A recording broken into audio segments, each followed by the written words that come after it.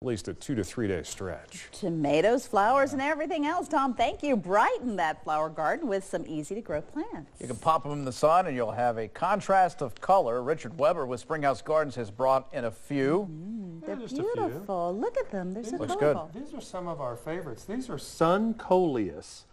So coleus is a foliage plant. You don't really plant these to get the flowers. Okay. So they come in all different colors. We've also got cleome, which if you need a little bit of burst of color, and then we have sweet potato vines. These are all three very good, very easy plants for sun. These will actually take sun or shade, and the colors vary if they're in the shade versus the full sun. So do they spread, or do they just kind of stay? Each one of these. This is kind of a new one. Whoops. Gosh, I don't know. I thought that was going to fall over.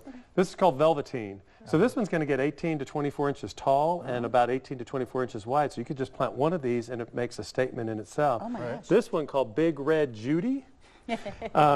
She gets even like 36 inches tall and 36 inches wide, so she's Big Red Judy. Big Red Judy, okay. You've got electric lime and alligator tears and Merlin's magic.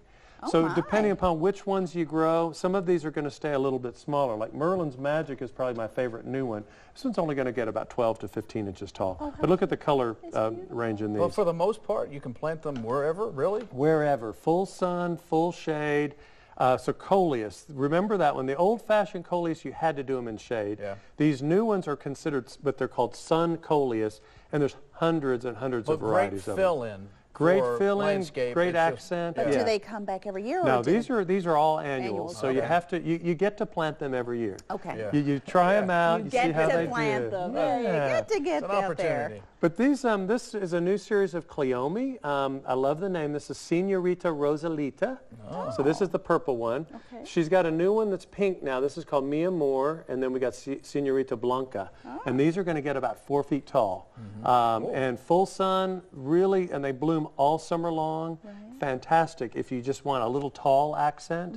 And the old-fashioned cleome or spider flowers used to seed themselves all over the garden. This one is sterile, so you don't get little babies coming up everywhere. Well, what about, trying to make sure that your soil is fortified? Because a lot of new construction, a lot of the good topsoil has been taken away, and so you got a lot of the rocky stuff. So what should we put down in the hole to kind of make these? That's an excellent question. Whenever you're planting anything, especially if you're doing annual flowers that tend to use need a lot of good soil conditioners. So we have a product called Pine Soil Conditioner, and it's a finely ground up pine bark mulch. It's got a little bit of sand. It breaks up that clay soil.